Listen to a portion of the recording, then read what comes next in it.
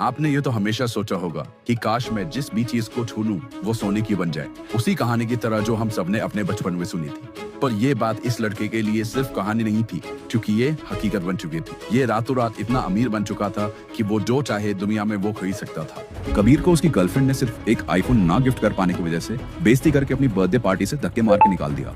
लेकिन जब उसे कबीर की सच्चाई पता चली तो उसके होश उड़ गए। कबीर एक गरीब कॉलेज स्टूडेंट था जो अपनी गर्लफ्रेंड तानिया को उसके बर्थडे पर एक गिफ्ट देना चाहता था।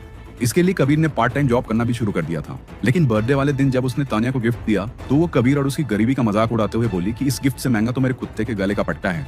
कबीर को नीचा दिखाने के लिए उसने उससे ब्रेकअप करके उसके सामने ही एक दूसरे अमीर लड़के को अपना बॉयफ्रेंड बना लिया। इसके बाद कबीर बिना कुछ कहे वहां से चला गया और कुछ दिन के लिए गायब हो गया। फिर एक दिन तानिया कबीर को उसके दोस्तों के साथ शहर के सबसे महंगे होटल में जाता देखती है। तानिया चुपचाप कबीर का पीछा करती है और देखती है कि होटल का वेटर कबीर के फटे पुराने कपड़े देखकर उसे जज कर रहा होता है और उससे कहता है कि वो कहीं किसी ढाबे में जाकर खाना खाए, क्योंकि उस जैसे फटीचर वहाँ खाना अफोर्ड नहीं कर सकते। वो उसे वहां से निकालने ही वाला होता है कि तभी कबीर किसी को कॉल करके फोन स्पीकर पर डाल देता है। फोन की दूसरी तरफ कोई और नहीं बल्कि उस होटल का मालिक होता है और उसके बाद जो वो कहता है वो सुन के उस वेटर के होश उड़ जाते हैं। होटल का मालिक उस वेटर से कहता है कि उसने वो होटल मिस्टर के को 100 करोड़ में बेच दिया है और मिस्टर के कोई और नहीं बल्कि कबीर ही है। अगर आपको लग रहा है कि कबीर जैसे गरीब लड़के ने 100 करोड़ का रेस्टोरेंट कैसे खरीद लिया, तो ये तो कुछ भी नहीं है।